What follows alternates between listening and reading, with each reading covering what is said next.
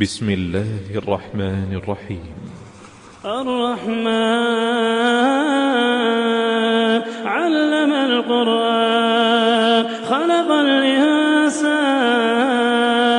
علمه البيان الشمس والقمر بحسبان والنجم والشجر يسجدان والسماء رفعها ووضع الميزان ألا تطغوا في الميزان وأقيموا الوزن بالقسط ولا تخسروا الميزان والأرض وضعها للأنام فيها فاكهة والنخل ذات الأكمام والحب ذو العصف والريحان فبأي آلاء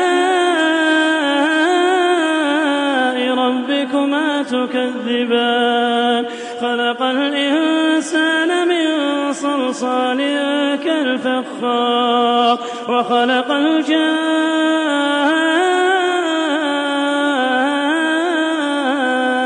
الجان من مارج من نار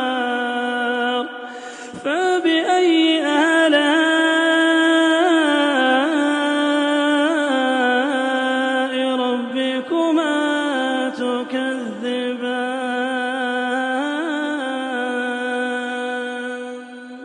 رب المشرقين ورب المغربين فبأي آلاء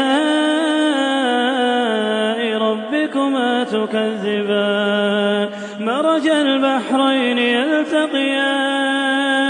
بينهما برزخ لا يبغيان فبأي آلاء ربكما تكذبان يخرج منهما اللؤلؤ والمرجان فبأي آلاء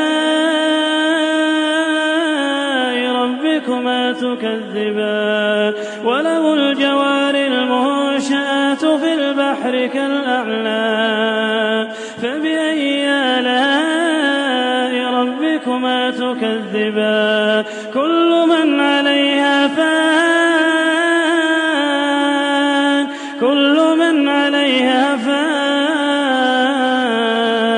ويبقى وجه ربك ذو الجلال والإكرام فبأي آلاء ربكما تكذبان يسأله من في السماوات والأرض كل يوم هو في شأن فبأي آلاء ربكما تكذبان يا معشر الجن والإنس إن استطعتم أن تنفذوا من أقطار السماوات والأرض فانفذوا لا تنفذون إلا بسلطان فبأي آلاء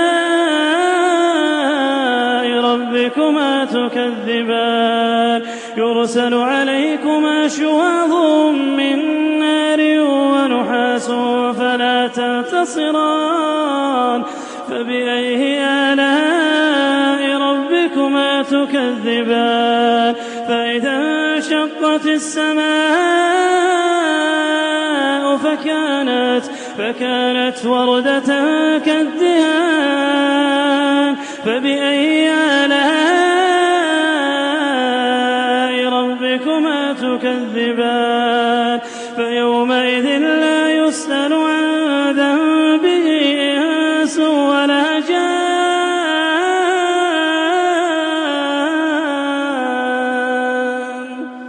فبأي آلاء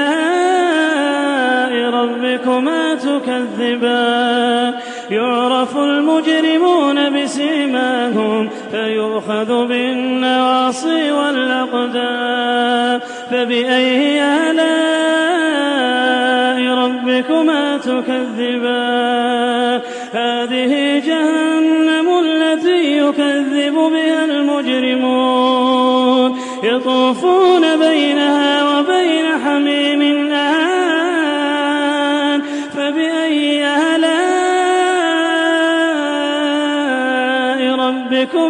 تكذبان ولمن خاف مقام ربه جنتان فبأي آلاء ربكما تكذبان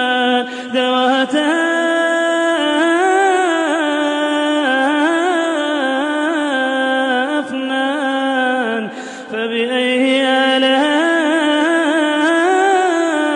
ربكما تكذبان فيهما عينان تجريان فبأي آلاء ربكما تكذبان فيهما من كل فاكهة زوجان فبأي آلاء ربكما تكذبان متكئين على فرش بطائنها من استبرق وجنى الجنتين دان